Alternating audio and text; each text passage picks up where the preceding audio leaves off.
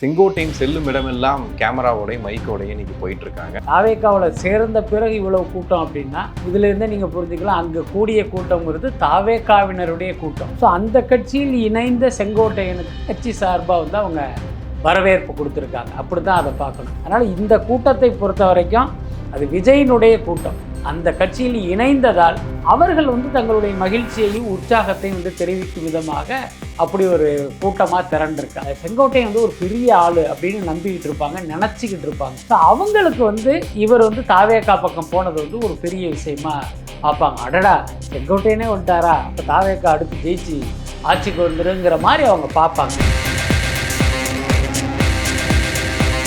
இப்போ வந்து எம்ஜிஆர் லெகசியை வந்து விஜய் தூக்கிட்டு வந்துட்டு இருக்காரு அப்படிங்கிறது தொடர்ந்து பார்த்துட்டே இருக்கோம். திமுகவுக்கு டஃப் கொடுத்தது யார் அப்படின்னா எம்ஜிஆர், ஜெயலலிதா. அதிமுக வாக்கள் நம்ம பொதுப்படையாக சொன்னாலும் எம்ஜிஆர், ஜெயலலிதாவுடைய தொண்டர்களுடைய வாக்குகள். இப்போ அதுவும் நம்ம கைக்கு வந்துச்சுன்னா தான் அந்த தாவேக்கா விசஸ் திமுகங்கிறது சரியாக இருக்கும். ரொம்ப வெளிப்படையாக சொல்லணும்னா திமுகவை வீழ்த்துவதற்கும் அது உதவும் அப்படிங்கிறது விஜய் போட்ட கணக்காக இருக்கலாம். காங்கிரஸ் தாவேக்கா ஒரு அதிகாரப்பூர்வ கூட்டணி அறிவிப்பு கூட வருவதற்கான ஒரு வாய்ப்பு இருக்குது.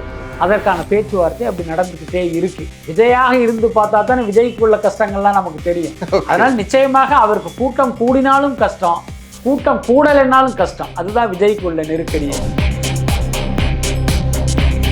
இந்த விலை போகிற அரசியல்வாதிகளை பார்த்து முக்கியமாக அது சீமான் போன்றவர்களை எல்லாம் பார்த்த பிறகு எல்லாரையுமே அந்த பார்வையிலேயே பார்க்க ஆரம்பிச்சிட்டாங்க. அதுதான் முக்கியமான விஷயம். நான் சொல்கிறேன், விஜய் எந்த காலத்திலும் பாஜகவுக்கு போக மாட்டார், பாஜக ஆதரவு நிலைப்பாட்டை எடுக்க மாட்டார். செங்கோட்டையன் வந்துட்டதுனாலேயே நீங்கள் வந்து தாவேக்காவையும் விஜயையும் சந்தேகப்பட வேண்டிய அவசியம் இல்லை.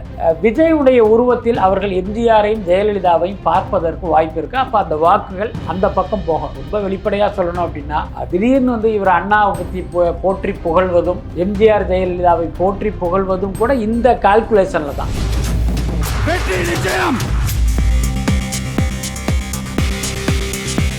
உலகெங்கும் வாழும் தமிழ் நெஞ்சங்களுக்கு கிறிஸ்டியின் அன்பு வணக்கம். நம்மோடு சினிமா விமர்சகர் வலைப்பேச்சு பிஸ்மி இணைஞ்சிருக்காரு. வணக்கம் சார். வணக்கம் சார். இப்போ செங்கோட்டையன் அவர்கள் தாவேக்கால இணைஞ்சதுக்கு பிறகு செங்கோட்டையும் செல்லும் இடமெல்லாம் கேமராவோடைய மைக்கோடைய இன்னைக்கு போயிட்டு இருக்காங்க. அவர் ஒரு கூட்டத்தை காட்டினார் கோபிச்செட்டிப்பாளையத்தில். அவரே எதிர்பார்க்காத ஒரு பெரிய கூட்டம். மீம்ல கூட பார்த்துருப்போம், எனக்கு இவ்வளோ ஃபேன்ஸா, நான் எதிர்பார்க்கவே இல்லையே அப்படின்ட்டு. நீங்கள் பார்த்துருப்பீங்க, எப்படி இருந்துச்சு? இல்லை, அந்த கூட்டம்ங்கிறது செங்கோட்டையனுடைய கூட்டம் இல்லை, செங்கோட்டையனுடைய ஆதரவாளர்களுடைய கூட்டமும் அது இல்லை. ஏன்னா இப்போ செங்கோட்டையன் வந்து கோபிச்செட்டிப்பாளையத்துக்கு பல தடவை போயிருக்காரு. பல்வேறு சம்பவங்கள் நடக்கும்போது திரும்பி போயிருக்காரு. அன்னைக்கெல்லாம் இந்த கூட்டம் இல்லையே. தாவேக்காவில் சேர்ந்த பிறகு இவ்வளவு கூட்டம் அப்படின்னா இதுலேருந்தே நீங்கள் புரிஞ்சுக்கலாம், அங்கே கூடிய கூட்டங்கிறது தாவேக்காவினருடைய கூட்டம். ஸோ அந்த கட்சியில் இணைந்த செங்கோட்டையனுக்கு கட்சி சார்பாக வந்து அவங்க வரவேற்பு கொடுத்துருக்காங்க. அப்படி தான் அதை பார்க்கணும். நிறைய பேர் என்ன நினைக்கிறாங்க அப்படின்னா, செங்கோட்டையனுக்கு இவ்வளோ பெரிய ஆதரவாளர்கள் இருக்காங்க, அந்த கூட்டம் தான் இப்படி திரண்டுடுச்சு அப்படின்லாம் சொல்கிறாங்க. அதில் வந்து உண்மை இல்லை. எல்லாத்துக்கும் மேலே செங்கோட்டையனுக்கு பார்த்திங்கன்னா ஒரு பெரிய தொண்டர் பலம்லாம் கிடையாது. அந்த யதார்த்தத்தை நம்ம ஒத்துக்கணும். இன்னும் சொல்ல போனால் செங்கோட்டையனுக்கு அப்படி ஒரு தொண்டர் பலம் இருப்பதாக எடப்பாடி நினைத்திருந்தால் அல்லது எடப்பாடிக்கு தெரிந்திருந்தால் செங்கோட்டையனையும் விட்டுருக்க மாட்டார். கண்டிப்பாக. ஏன்னா அடடா, கொங்கு பெல்ட்டுக்கு வந்து இவருடைய ஆதரவு வேணும், அப்போ தான் அதிமுக ஜெயிக்க முடியும், இவரை விடக்கூடாது, அவருக்கு என்ன அதிருப்தியாக இருந்தாலும் அதை சரி பண்ணிடுவோம் அப்படிங்கிற அந்த முயற்சியை தானே அவர் எடுத்திருக்கணும். அவரையே செங்கோட்டையனை வந்து அப்படி லூஸில் விட்டார் அப்படின்னா, செங்கோட்டையன் வந்து அதிமுக ஆரம்பத்துலேருந்து இருக்கார், ஆனால் இன்றைக்கி அவருக்குன்னு ஒன்றும் இல்லை, இன்றைக்கி வந்து ஒரு செல்லாத ஓட்டு தான் அப்படிங்கிற அடிப்படையில் தான் அவர் லூஸில் விட்டது. அதனால தான் அவர் தாவேக்காவுக்கே போனார். அதனால் இந்த கூட்டத்தை பொறுத்த வரைக்கும் அது விஜயினுடைய கூட்டம்.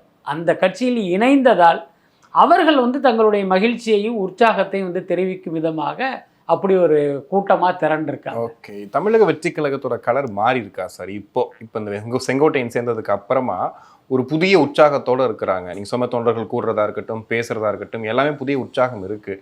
கரூர் சம்பவத்துக்கு அப்புறம் இருந்த கலர் வந்து இப்போ மாறி இருக்கா? அதாவது இந்த ரெண்டு விதமாக இதை நம்ம பார்க்கணும். எப்படின்னா, இப்போ வந்து செங்கோட்டையனுக்கு பெரிய தொண்டர் பலம் கிடையாது, அவர் ஒரு அவுடேட்டட் அரசியல்வாதி. அவர் தாவேக்காவில் சேர்ந்ததால் அந்த கட்சிக்கு ஒரு 100 ஓட்டுக்கு மேலே எக்ஸ்ட்ரா கிடைக்க போகிறது இல்லைங்கிற இந்த யதார்த்தம் புரிந்தவர்களுக்கு செங்கோட்டையனுடைய வரவு வந்து ஒரு பெரிய இதை கொடுத்துருக்காது. இதனால் வந்து தாவேக்காவுக்கு வந்து ஒரு பெரிய மைலேஜ் அப்படின்லாம் அவங்க நினைக்க மாட்டாங்க. அதே நேரம் நீங்கள் பாமர மக்கள் பார்வையில் பார்த்தீங்க அப்படின்னா, செங்கோட்டையனுங்கிறவர் ஒரு மூத்த அரசியல்வாதி, எம்ஜிஆர் காலத்திலிருந்து அதிமுகவில் இருந்தவர், 9 முறை ஜெயித்தவர், 2-3 முறை அமைச்சராக இருந்தவர். அப்படிங்கிற அடிப்படையில் செங்கோட்டையன் வந்து ஒரு பெரிய ஆள் அப்படின்னு நம்பிக்கிட்டு இருப்பாங்க, நினச்சிக்கிட்டு இருப்பாங்க. ஸோ அவங்களுக்கு வந்து இவர் வந்து தாவேகா பக்கம் போனது வந்து ஒரு பெரிய விஷயமா பார்ப்பாங்க. அடடா, செங்கோட்டையனே வந்துட்டாரா, அப்போ தாவேகா அடுத்து ஜெயிச்சு ஆட்சிக்கு வந்துருங்கிற மாதிரி அவங்க பார்ப்பாங்க. அதுக்கு காரணம் என்ன அப்படின்னா, இன்றைக்கு செங்கோட்டையன் யார் அப்படிங்கிற அந்த யதார்த்தம் அவர்களுக்கு புரியாதது தான். அதனால் 2 மாதிரி தான் அதை பார்க்கணும். பாமர மக்கள் பார்வையில் இப்படி ஒரு பார்வை இருக்கும், கொஞ்சம் விஷயம் தெரிஞ்சவங்க வந்து இதனால் ஒரு பெரிய நன்மை இல்லை அப்படிங்கிற மாதிரி தான் பார்ப்பாங்க. ஓகே. ஆனால் இப்போது அதிமுக சைட்லேருந்து எடப்பாடி அவர்கள் நேற்று கோபிச்செட்டிப்பாளையம் போகிறாரு, பேசுகிறாரு. செங்கோட்டையனை தான் ஃபஸ்ட்டு ஆரம்பிக்கும் போதே சொல்கிறாரு. அதனால் பெரிய பிரச்சனை எங்களுக்கு இல்லைன்ற மாதிரி தான் பேசுகிறாரு. ஆனால் அந்த அதிருப்தியும் ஒரு சின்ன ஒரு எரிச்சல் இருக்குமா ஏடிஎம்கேக்கு? அதாவது நம்மளை மதிக்காமல் இருந்தவர் அப்படிங்கிற கோபமும் எரிச்சலும் செங்கோட்டையன் மீது இருக்குது. ரொம்ப வெளிப்படையாக சொல்லணும் அப்படின்னா, செங்கோட்டையனால் வளர்த்து விடப்பட்டவர் தான் எடப்பாடி. கிட்டத்தட்ட அமைதிப்படை அமாவாசை மாதிரி தான். வளர்ந்த பிறகு அவரை கீழே தள்ளிட்டு அவர் மேலே வந்தார் அப்படிங்கிறது தான் வரலாறு. ஸோ அப்படி இருக்கும்போது செங்கோட்டையன் இடத்துல வேற ஒருத்தர் இருந்திருந்தாருன்னா என்றைக்கும் எடப்பாடிக்கு எதிராக கத்தி வீச ஆரம்பிச்சிருப்பாங்க. பட் இவரை பொறுத்த வரைக்கும் ஓகே, காலக்கொடுமை, இன்றைக்கி அவர் பெரிய ஆள் ஆகிட்டார், நம்ம படிஞ்சு போவோம் அப்படிங்கிற ஒரு மனநிலையில் இருந்தார். அதே நேரம் அது அவருடைய இயல்பும் கிடையாது. ஏதோ ஒரு காரணத்தினால அதை சகிச்சுக்கிட்டு இருந்தார். ஒரு கட்டத்தில் எடப்பாடிக்கு எதிராக அவர் வந்து ஒரு கலகம் பண்ண வேண்டிய சூழல், அல்லது பாஜக அவரை வந்து இயக்கி அந்த மாதிரி ஒரு வேலையை பண்ண விட்டு நடுரோட்டில் நிறுத்திடுச்சு. இப்போது அவர் கட்சியை விட்டு வெளியாகிட்டார். வெளியாகி தாவேகாவுக்கு போயிட்டாருக்கும் போது கண்டிப்பாக எடப்பாடிக்கு வந்து அவர் மேலே ஒரு எரிச்சல் இருக்கும். இப்போ உதாரணத்துக்கு பார்த்தீங்க அப்படின்னா, இப்போ இவரால் விஜய்க்கு வந்து இவருடைய அனுபவங்களை கொண்டு சில வியூகங்களை வகுத்து கொடுக்க முடியும். இவர் வகுத்து கொடுக்குற வியூகம் சில இடங்களில் அதிமுகவின் வெற்றி வாய்ப்பை பாதிப்பதற்கு வாய்ப்பு இருக்குது. ஸோ அந்த அடிப்படையில் பாரியா புதுசாக ஒன்றுமே தெரியாத விஜய்கிட்ட வந்து இவர் போயிட்டார், அதனால் விஜய்க்கு வந்து ஒரு சின்னதாக சில விஷயங்கள்லாம் இவர் சொல்லி கொடுப்பாருங்கிற அந்த கோபமும் ஆற்றாமையும் கூட எரிச்சலாக வெளிப்பட்டிருக்குன்னு நினைக்கிறேன். எல்லாத்துக்கும் மேலே எடப்பாடி அன்றைக்கி நடந்த கூட்டங்கிறது கோபிச்செட்டிப்பாளையத்திலே நடந்திருக்கு. நீங்கள் எடப்பாடியை பொறுத்த வரைக்கும் செங்கோட்டையன் ஒரு ஆளே கிடையாது, அவருக்கு தொண்டர் பலம் இல்லை, அவர் அதிமுக விட்டு போனதால் அதிமுகவுக்கு எந்த பின்னடைவும் இல்லை, இது எல்லாம் ஓகே தான். ஆனால் அந்த கூட்டம் கோபிச்செட்டிப்பாளையத்தில் நடப்பதால் நீங்கள் செங்கோட்டையனை வந்து கடந்தெல்லாம் போக முடியாது. அதை பற்றி நீங்கள் பேசியே ஆகணும். அதனால தான் அவர் பேசியிருக்காரு. நீங்கள் வேணா பாருங்கள், இன்னும் அடுத்தடுத்த நாட்களில் வெவ்வேறு ஊர்களுக்கு எடப்பாடி போவார், நிச்சயமாக செங்கோட்டையனை பற்றி பேச மாட்டார், அவசியம் இல்லை. ஏன்னா நீங்கள் ஒரு டெல்டாவில் போய் உட்காந்துட்டு செங்கோட்டையனை பற்றி எடப்பாடி பேசுவாரான்னா எனக்கு தெரிஞ்சு அதுக்கு வாய்ப்பு இல்லைன்னு தான் நினைக்கிறேன். ஓகே, நீங்கள் சொன்னீங்க மூத்த தலைவர் அப்படின்னு. எம்ஜிஆர் ஜெயலலிதா கூடவே இருந்தவர், ஜெயலலிதாவுக்கும் முன்னாடியே வந்துட்டு அதிமுகவில் இருந்தவர். அவங்க அவர் எப்படி வச்சுருந்தாங்க? ஆக்சுவலி எனக்கு தெரிஞ்சு எம்ஜிஆரும் ஜெயலலிதாவும் செங்கோட்டையன் வந்து ரொம்ப கௌரவமாக தான் வச்சுருந்தாங்க, அதில் எந்த மாற்றமும் இல்லை. அதே நேரம் ஜெயலலிதா என்ன பண்ணுவாங்க அப்படின்னா, தனக்கு கீழ் இருக்கிற அமைச்சர்களை கண்காணிப்பதை ஒரு வழக்கமாக வச்சுருப்பாங்க. இவங்கெல்லாம் என்ன நினச்சாங்க அப்படின்னா, அம்மா வந்து போயஸ் கார்டன் விட்டு வரமாட்டாங்க, அவங்களுக்கு என்ன தெரியும் அப்படிங்கிற அடிப்படையில் பல்வேறு தவறுகளை, முறைகேடுகளை, ஊழல்களை எல்லாம் செஞ்சு அது ஜெயலலிதா பார்வைக்கு போகும்போது இவங்களை கூப்பிட்டு கண்டிப்பது, அவருடைய பதவியை பறிப்பது, இந்த மாதிரி கட்சியிலிருந்து ஒதுக்கி வைப்பது போன்ற தண்டனைகள் வந்து ஜெயலலிதா பலருக்கும் கொடுத்துருக்காங்க. அந்த மாதிரி செங்கோட்டையனும் ஜெயலலிதாவுடைய கோபத்துக்கு ஆளானவர் தான், அதில் மாற்றம் இல்லை. ஆனால் அதை தவிர்த்துட்டு பார்த்தீங்க அப்படின்னா, அவருக்கு உரிய மரியாதையும் அங்கீகாரத்தையும் தொடர்ந்து ஜெயலலிதா கொடுத்துருக்காரு. அதே மாதிரி எம்ஜிஆரும் கொடுத்துருக்காரு. ரொம்ப வெளிப்படையாக சொல்லணும்னா எடப்பாடியும் இவருக்கான உரிய மரியாதையும் அங்கீகாரத்தையும் கொடுத்தவர் தான். ஆனால் இப்போ பார்த்தீங்கன்னா பாஜக உள்ளே பூந்து அந்த சித்து விளையாட்டு பண்ண ஆரம்பித்ததில் இவர் அந்த சூழ்ச்சிக்கு பலியாகிட்டார். அப்படிதான் அதை நம்ம எடுத்துக்கணும். பட் ஆனால் இவர் உள்ளே வந்ததுக்கு அப்புறம் வந்து இதுவே பாஜகவோட செயல் தான். விஜய்கிட்டையும் ஃபோன் பண்ணி சொல்லிவிட்டு இவர்கிட்டையும் சொல்லிவிட்டு நீங்கள் கூட்டம் இருங்க, பின்னாடி வந்து நாங்கள் சேர்ந்துக்கிறோன்ற மாதிரிலாம் ஒரு பிளான் போகிறதாலாம் சொல்கிறாங்க. இது எந்த அளவுக்கு நம்புறது? ஆனால் இந்த மாதிரியான கருத்துக்களை பார்க்கும்போது எனக்கு உண்மையிலேயே சிரிப்பு தான் வரும். ஏன்னா இது குறித்தெல்லாம் நம்ம வந்து பேசுவதற்கே தகுதியற்ற கமெண்ட்டாக தான் நான் பார்க்குறேன். நான் திருப்பி சொல்கிறேன், தன் கட்சியினுடைய கொள்கை எதிரியாக பாஜகவை முன்னிறுத்தி இருக்கார் விஜய். அதனால் இன்னும் 100 வருஷம் ஆனாலும் விஜயால் வந்து பாஜக ஆதரவு நிலைப்பாட்டை எடுக்கவே முடியாது. அவர் வந்து ஒன்று தான் செய்யலாம், பாஜகவை ஆதரிக்கிற சூழ்நிலை வரும்போது நீங்கள் கட்சியை கலைச்சிட்டு வேணால் போகலாமே தவிர பாஜக ஆதரவு நிலைப்பாட்டை எடுக்கவே முடியாது. இங்கே என்னென்னா, இந்த விலை போகிற அரசியல்வாதிகளை பார்த்து முக்கியமாக அது சீமான் போன்றவர்களை எல்லாம் பார்த்த பிறகு எல்லாரையுமே அந்த பார்வையிலேயே பார்க்க ஆரம்பிச்சிட்டாங்க. அதுதான் முக்கியமான விஷயம். நான் சொல்கிறேன், விஜய் எந்த காலத்திலும் பாஜகவுக்கு போக மாட்டார், பாஜக ஆதரவு நிலைப்பாட்டை எடுக்க மாட்டார்.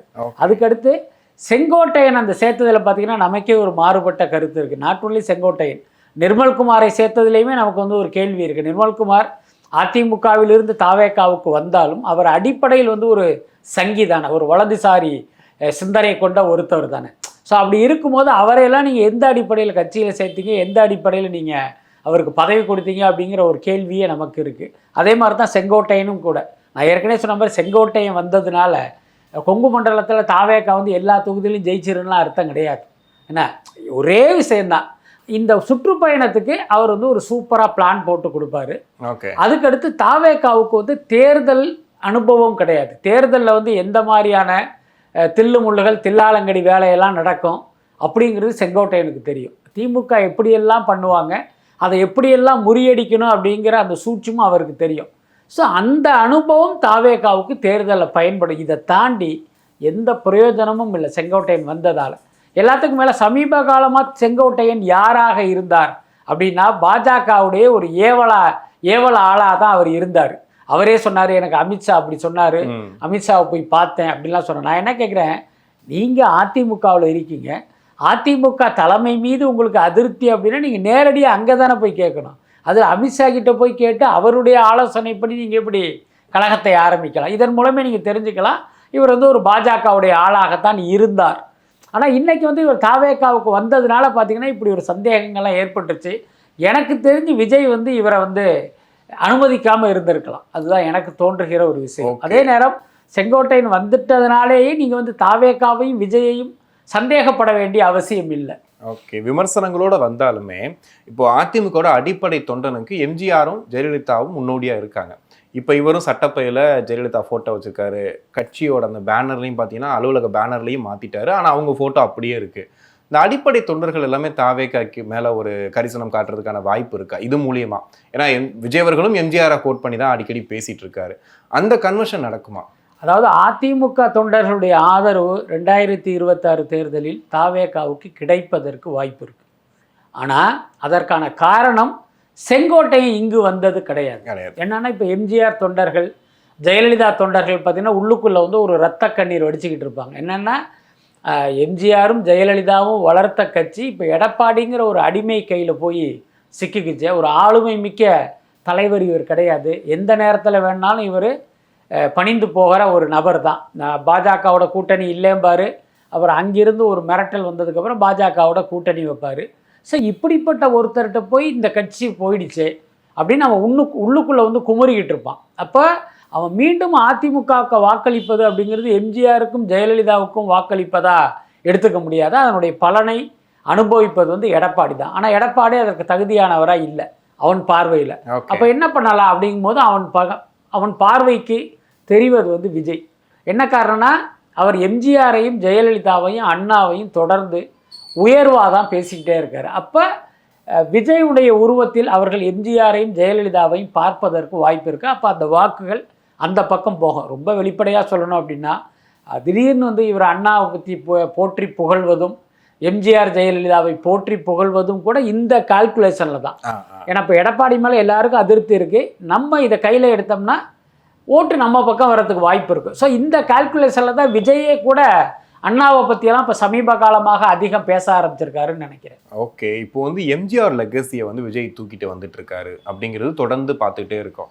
நிறைய எடிட்ஸில் கூட பார்த்தீங்கன்னா எம்ஜிஆர் கையில் ஒரு செங்கோலை வந்து விஜய்கிட்ட கொடுக்குற மாதிரி, படங்கள்லையும் பார்த்தீங்கன்னா ஜனநாயகன்லாம் அந்த சாட்டை எடுத்து இது பண்ணுறது, பாடல்கள் யூஸ் பண்ணுறது, அப்போ எல்லாமே எம்ஜிஆர் லெகசிலேருந்தே வர்றதுனால விஜய் அந்த மைண்ட் செட்டுக்கு போயிட்டாரா, நம்ம அந்த எம்ஜிஆர் அந்த இதை வச்சே போயிடலாம் அப்படின்னு? இல்லை, அதுதான், அது ஒரு அரசியல் கணக்கு தான். அது என்னென்னா திமுகவை எதிர்த்து வந்து இவர் அரசியல் செய்ய போகிறாரு. அதே நேரம் இவ்வளவு நாள் தமிழக அரசியல் களம் திமுக வெர்சஸ் அதிமுக அப்படின்னு தான் இருந்தது. இப்போ அதிமுகவை நகர்த்தி விட்டு அந்த இடத்துக்கு நம்ம போகிறோம். அப்போ நம்ம போகிறதுக்கு தாவேகாவுடைய வாக்குகள் மட்டுமே பத்தாது. அப்போ இவ்வளவு நாள் திமுகவுக்கு டஃப் கொடுத்தது யார் அப்படின்னா எம்ஜிஆர் ஜெயலலிதா. அதிமுக வாக்குகள் நம்ம பொதுப்படையாக சொன்னாலும் எம்ஜிஆர் ஜெயலலிதாவுடைய தொண்டர்களுடைய வாக்குகள். இப்போ அதுவும் நம்ம கைக்கு வந்துச்சுன்னா தான் அந்த தாவேகா வெர்சஸ் திமுகங்கிறது சரியாக இருக்கும். ரொம்ப வெளிப்படையாக சொல்லணும்னா திமுகவை வீழ்த்துவதற்கும் அது உதவும் அப்படிங்கிறது விஜய் போட்ட கணக்காக இருக்கலாம். ஸோ இது அவருடைய மைண்டில் வச்சுக்கிட்டு தான் அவருடைய ஒவ்வொரு நகர்வுமே அதை மையப்படுத்தியதாக இருக்குது. இப்போ நீங்களே சொன்ன மாதிரி ஜனநாயகங்களில் பார்த்தீங்கன்னா திடீர்னு ஒரு சாட்டையை வச்சுக்கிட்டு நிற்கிற மாதிரி இருக்குது. அதை பார்க்கும்போதே திடீர்னு நம்ம எம்ஜிஆரும் அந்த நாணயிட்டால் தான் ஞாபகத்துக்கே வருது. அப்போ இது எல்லாமே ஒரு திட்டமிட்டு பண்ணுவதாக கூட நம்ம எடுத்துக்கலாம். அதே மாதிரி பார்த்தீங்கன்னா இப்போ செங்கோட்டையன் வராரு. செங்கோட்டையன் வந்து பாஜகவுடைய ஆளாக இருக்கிறாங்கிறது இப்போ நமக்கு தெரியும் போது விஜய்க்கு தெரியாதா? நாம் அரசியலை உன்னிப்பாக கவனிப்பது மாதிரி தானே அவரும் கவனிச்சிருப்பார். அப்போ இவரை கூப்பிட்டோம்னா தப்பாயிடுமே அப்படிங்கிற எண்ணத்தை தாண்டி பரவாயில்ல செங்கோட்டையனை நம்ம கூப்பிட்டுக்குவோங்கிற ஒரு முடிவை அவர் எடுத்ததற்கு காரணம் கூட இப்போ அதிமுக வாக்குகளை குறிவைத்து தான் அப்படின்னு கூட நம்ம எடுத்துக்கலாம். ஓகே. கூடவே பார்த்தீங்கன்னா ஓபிஎஸ் வந்து டிசம்பர் 15 சேர போகிறாரு. டிடிவி தினகரன் அவர் ரொம்ப ரெடியாக இருக்கார். இது ஒரு பக்கம் போயிட்டுருக்கு. துணை முதல்வர் நேற்று பேசும்போது சொல்கிறாரு, இன்னொரு கிளை கழகம் தான் இன்னொரு அதாவது தாவேக்கா அங்கே போய் எல்லாரும் சேர்றாங்க அப்படிங்கிறார். ஒரு மினி அதிமுக ஃபீல் கொடுக்குதா சார் தாவேக்கா? ஆனால் அது ஆக்சுவலி அப்படி நடப்பதுங்கிறது தாவேக்காவுக்கு வந்து ஒரு மிகப்பெரிய ஆபத்தாக தான் நான் பார்க்குறேன். என்னை பொறுத்த வரைக்கும் தமிழக அரசியல் களத்தில் ஓபிஎஸ்லாம் வந்து ஒரு செல்லாத ஓட்டு தான். அந்த செல்லாத ஓட்டுங்கிறத விட செல்லாத நோட்டுன்னு சொல்லலாம். செல்லாத நோட்லேயே 2 இருக்குது. அப்படி லேசாக கிழிஞ்சிருக்கும், அதனால வாங்க மாட்டேன்னு சொல்லுவாங்க. அது லேசாக நெருப்பு பொறிப்பட்டிருக்கும், அதனால வாங்க மாட்டேன்னு சொல்லுவாங்க. இன்னும் சில நோட்டு பார்த்திங்கன்னா இந்த கையிலிருந்து இந்த கைக்கு மாறும்போதே அப்படி நொறுங்கி விழுந்துடுற அளவுக்கு ஒரு செல்லாத நோட்டு இருக்கும். கிட்டத்தட்ட ஓபிஎஸ்லாம் அப்படிப்பட்ட செல்லாத நோட்டு தான். இவர்கள் தாவேக்காக்கு வருவதால் தாவேக்காக்கு எந்த நன்மையும் இல்லை. சில பேர் நினைப்பாங்க ஓபிஎஸ் வந்து தாவேக்காக்கு வந்தால் முக்குளத்தூர் வாக்குகள் மொத்தமும் இங்கே வந்துடும் அப்படின்ட்டு. அப்படியெல்லாம் கிடையாது. முன்னாள் முதல்வர்ன்ற அந்த விஷயத்தையும் அதெல்லாம் கிடையவே கிடையாது. அது எல்லாத்துக்கும் மேலே நீங்கள் ஓபிஎஸ்னு ஒருத்தரை பக்கத்தில் வச்சுக்கிட்டு டிடிவி தினகரன் ஒருத்தரை பக்கத்தில் வச்சுக்கிட்டு ஊழல் பற்றி உங்களால் பேச முடியுமா?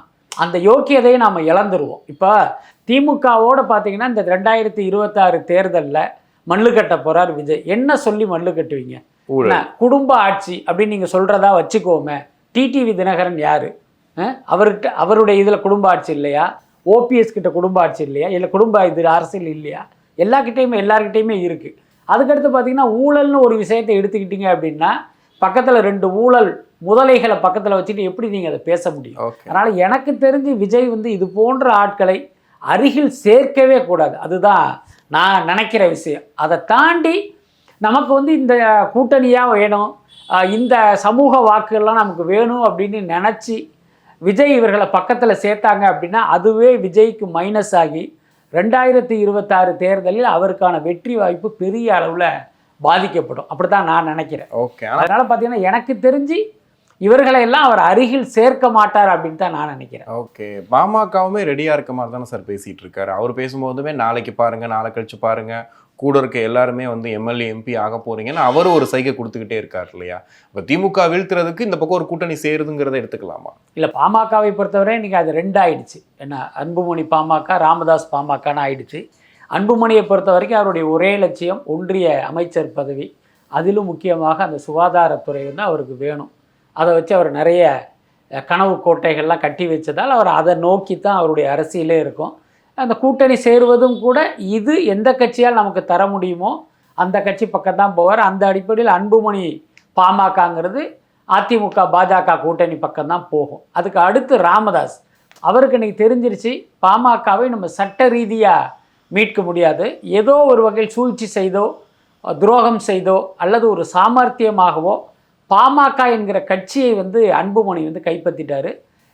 பதவி ஆசை கொண்ட நிர்வாகிகள் அவர் பக்கம் இருக்காங்க. இந்த யதார்த்தம் நம்ம எல்லாருக்கும் புரியும், ராமதாஸுக்கும் புரியும். அப்போ ராமதாஸ் என்னன்னா, மக்கள் நம்ம கூட இருக்காங்க, நிர்வாகிகள் அவர் பக்கம் இருக்கலாம், மக்கள் நம்ம பக்கம் இருக்காங்க. இன்னொன்று பாமக கட்சியை வந்து நம்மக்கிட்டேருந்து அன்புமணி பறிச்சிட்டார் அப்படிங்கிறதே நமக்கு ஒரு அனுதாபத்தை கொடுத்து ஒரு வாக்குகளை கொடுக்கும் அப்படின்னு அவர் நினைக்கிறாரு, நம்புகிறாரு.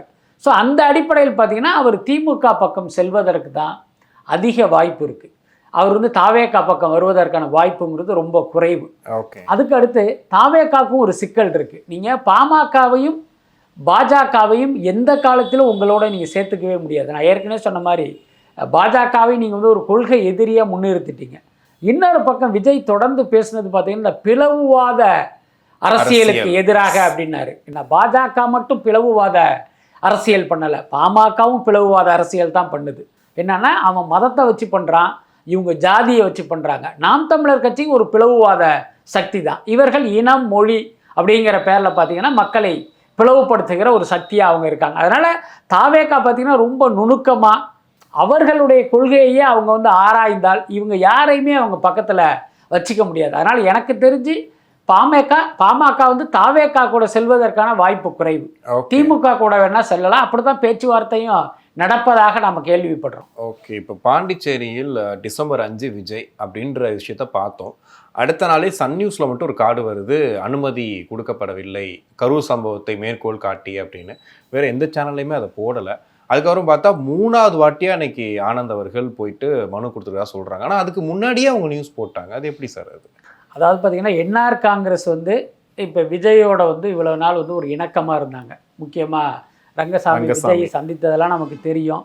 புஷி ஆனந்தும் என்ஆர் காங்கிரஸினுடைய முன்னாள் எம்எல்ஏ தான். ஸோ அந்த அடிப்படையில் பார்த்தீங்கன்னா அவங்களுக்குள்ள வந்து ஒரு நட்பு, சில பேச்சுவார்த்தைகள் இதெல்லாமே இருந்தது. அது நிச்சயமாக மறுக்க முடியாது. அந்த அடிப்படையில் தான் இவங்க என்ன நினச்சிருப்பாங்க அப்படின்னா, இப்போ ரங்கசாமியுடைய குட் புக்கில் நம்ம இருக்கோம், அல்லது நம்ம குட் புக்கில் ரங்கசாமி இருக்கார், அதனால் பர்மிஷன் கேட்டால் கொடுத்துருவார். அப்போ பாண்டிச்சேரியில் வந்து ஒரு ரோட் ஷோ நடத்துவோம், அங்கே இருக்கிற காவல்துறை 100% நமக்கு உரிய பாதுகாப்பு கொடுப்பாங்க. இதுக்கு இடையில பார்த்தீங்கன்னா இவங்களும் வந்து ஒரு தொண்டர் படைக்கு யூனிஃபார்ம்லாம் கொடுத்து அதை ரொம்ப ஸ்ட்ராங் பண்ணிட்டாங்க. அதனால் கரூர் மாதிரி எந்த அசம்பாவிதமும் நடக்காமல் வெற்றிகரமாக அந்த ரோட் ஷோவை நம்ம பண்ணி முடிச்சுருவோம். பண்ணி முடிச்சுட்டு அதே மாதிரி பார்த்திங்கன்னா பிரச்சாரத்துக்கு போகணுன்ட்டு இங்கே தமிழ்நாடு காவல்துறைகிட்ட நம்ம அனுமதி கேட்போம். தரலை அப்படின்னா கோர்ட்டுக்கு போகலாம். கோர்ட்டுக்கு போகிறப்ப இந்த பாண்டிச்சேரி ரோட் ஷோவை வெற்றிகரமாக பண்ணிட்டோம்னா இது நமக்கு சப்போர்ட் பண்ணும். ஓகே, ஏன்னா அங்கே பாருங்கள், அங்கே போனோம், போலீஸ் பாதுகாப்பு கொடுத்தது, சூப்பராக பண்ணிட்டோம், அந்த மாதிரி இங்கேயும் பண்ணுவோம் அப்படின்னு இவங்க கேட்கலாம், கேட்பதற்கு வாய்ப்பு இருந்தது. ஆனால் இதுக்கு இடையில் நடந்தது என்ன அப்படின்னா, காங்கிரஸ் தாவேகாவோட ஒரு பேச்சுவார்த்தை ஒன்று போயிட்டுருக்கு. எனக்கு கிடைத்த தகவல் என்னன்னா, ஜனவரிக்கு மேல் அல்லது ஜனவரி எண்டில் காங்கிரஸ் தாவேகா ஒரு அதிகாரபூர்வ கூட்டணி அறிவிப்பு கூட வருவதற்கான ஒரு வாய்ப்பு இருக்கு. அதற்கான பேச்சுவார்த்தை அப்படி நடந்துக்கிட்டே இருக்கு. இப்போ ரங்கசாமியோடைய பாயிண்ட் ஆஃப் வியூவில் பாருங்க, நான் வந்து உங்களுக்கு இதெல்லாம் ஹெல்ப் பண்ணுறேன், ஆனால் நீங்கள் என்ன பண்ண போகிறீங்க, காங்கிரஸ் கூட கூட்டணி அமைச்சு என்னையை காலி பண்ணிவிட்டு நீங்கள் என் இடத்துக்கு வர போகிறீங்க, எதுக்கு நான் உங்களுக்கு பர்மிஷன் கொடுக்கணும்னு அவர் நினைப்பதற்கு வாய்ப்பு இருக்குது. ஸோ அந்த அடிப்படையில் தான் இந்த அனுமதி மறுத்திருப்பாங்கன்னு நினைக்கிறேன். அதே நேரம் அதை வெளிப்படையாகவும் சொல்ல முடியாது, நேரடியாகவும் சொல்ல முடியாது. இப்போ இந்த பொதுக்கூட்டங்களுக்கெல்லாம் பார்த்திங்கன்னா இப்போ ஒரு வழிகாட்டு நெறிமுறை பண்ணணும் அப்படின்னு இந்த சென்னை உயர்நீதிமன்றம் வந்து ஒரு இது சொல்லியிருக்காங்க. ஸோ அதை காரணம் காட்டி இதை ஹோல்ட் பண்ணியிருக்காங்க. அப்படி தான் நான் கேள்விப்பட்டேன். ஓகே, ஆனால் தொடர்ந்து கரூர் சம்பவத்தையே மேற்கோள் காட்டிட்டு சொல்லும்போது அது இன்னும் பின்னடைவு தானே விஜய்க்கு. அடுத்த ஒரு பெரிய ஒரு ரோட் ஷோவோ எதுவுமே நடத்த முடியாமல். இல்லை, அது உண்மை தானே. ஏன்னா அப்பேற்பட்ட ஒரு பெருந்துயரம் நடந்திருக்கும் போது அதை நீங்கள் மேற்கோள் காட்டத்தான் செய்வாங்க. அது தவிர்க்கவே முடியாது. 2 விஷயம்தான். அதை வந்து நீங்கள் உங்கள் வாதத்தால் அல்லது உங்கள் செயலால் வென்று காட்டணும். அப்படி இல்லை அப்படின்னா அந்த பொதுமக்கள் கூடுகிற இடங்கிறத தவிர்த்துட்டு இப்போ காஞ்சிபுரத்தில் எப்படி பண்ணீங்களோ அதே மாதிரி ஒரு அரங்கத்துக்குள் உங்களுடைய பிரச்சாரத்தை நீங்கள் கொண்டு வரணும். எல்லாத்துக்கும் மேலே விஜயே கூட அந்த இது மாதிரி வெளியில் போகிறப்ப அந்த திரள்கிற அந்த மக்கள் கூட்டத்தை பார்த்தா அவருக்கே கொஞ்சம் ஒரு பதட்டம் வர்றதா அவருடைய நண்பரோட ஷேர் பண்ணாராம். ஸோ அந்த அளவுக்கு அது வந்து அவருக்கு ஒரு பெரிய சிக்கல் தானே. நம்ம தூரத்திலிருந்து விஜயை பார்க்குறோம், விஜயாக இருந்து பார்த்தா தானே விஜய்க்குள்ள கஷ்டங்கள்லாம் நமக்கு தெரியும். அதனால் நிச்சயமாக அவருக்கு கூட்டம் கூடினாலும் கஷ்டம், கூட்டம் கூடலைன்னாலும் கஷ்டம். அதுதான் விஜய்க்கு உள்ள நெருக்கடி. ஓகே, நார்மலாகவே தாவேகா கட்சி ஆரம்பிச்சதுக்கப்புறம் பாண்டிச்சேரி தெருக்கல்ல போய் பார்த்தோம்னா நிறைய தாவேகா சப்போர்ட் பண்ணுற பேனர்ஸ் பார்க்குறோம், நிறைய கார்கள் அங்கே இருக்குது. முழுக்க தாவேகா அங்கே வருவாங்க, விஜய் வருவார்னு எதிர்பார்த்துட்டு இருக்காங்க இல்லையா. இப்போ அவங்க ப்ரெஷர் அதிகமாகும்ல, இப்போ கண்டிப்பாக பாண்டிச்சேரி போகிறதுக்கான வாய்ப்பு இருக்கும். இல்லை, கண்டிப்பாக போயே ஆகணும். அதாவது பார்த்தீங்கன்னா இன்றைக்கு போகலைன்னாலும் தேர்தல் அறிவிக்கப்பட்ட பிறகு கண்டிப்பாக ஒரு நாளாவது ஒரு பிரச்சாரத்துக்கு போய் தான் ஆகணும். அது ரோட் ஷோவாக இல்லாமல் இப்போ வழக்கமாக பார்த்தீங்கன்னா இப்போ மற்ற கட்சிகளெல்லாம் வந்து இது பொதுக்கூட்டம் நடத்துவதற்குன்னு அங்கே ஒரு திடல் இருக்குது. ஸோ அந்த மாதிரியான ஒரு இடத்துல கூட அதை அவர் நடத்துவதற்கு வாய்ப்பு இருக்குங்க. ரோட் ஷோ நடத்துறது தான் பிரச்சனை. ஓகே, கண்டிப்பாக சார். நிறைய விஷயங்கள் பேசணும். நன்றி. நன்றி.